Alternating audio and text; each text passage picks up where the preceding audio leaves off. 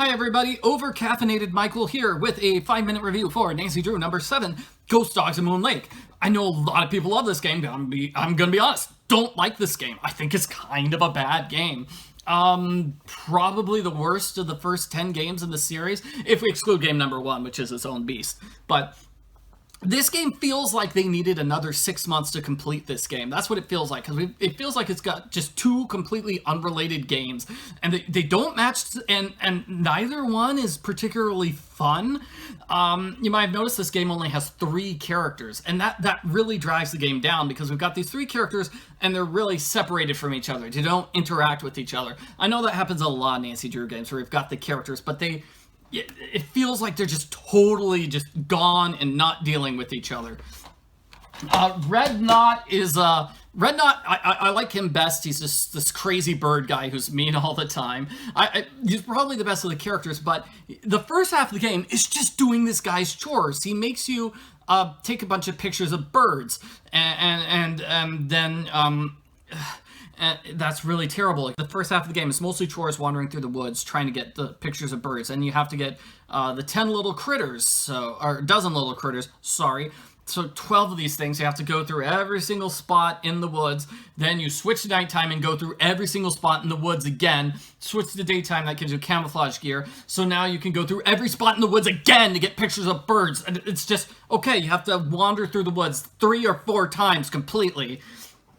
Another time you have to wander through the woods is to get these logs. You need to find 3 of these logs and to solve a puzzle inside the house, which leads us sort of to the second half of the game. Another thing that sort of separates the two halves of the game is once Nancy gets all the bird pictures, the culprit knocks her out, locks her inside a shed, and that was a really cool action sequence. I wish like the entire game had cool stuff like that, or maybe another action sequence like that. The Ghost Dogs of Moon Lake show up in like the first minute or so of the game. They show up, they attack the house, and then they never appear again, which is a shame. I wish the Ghost Dogs had reappeared. There's a really scary opening to the game, but they're just completely absent from the rest of the game. And let's see, Ranger Akers, he's like, the story is that he's very nitpicky, and that's basically it. And then Emily, she's okay, but she tries to be your friend and help you, but she doesn't really help you all that much.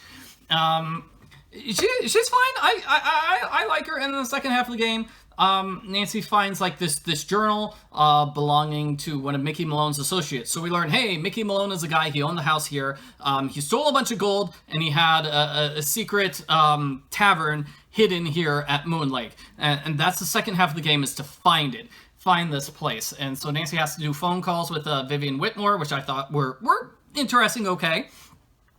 And she's got a puzzle to fix, like the fish display at Emily's in order to get batteries for her flashlight, so she can go through the graveyard and reach this hidden area. And it's actually really cool. I do like the puzzle setup in this area, and we have to find the locations of the ghost dogs.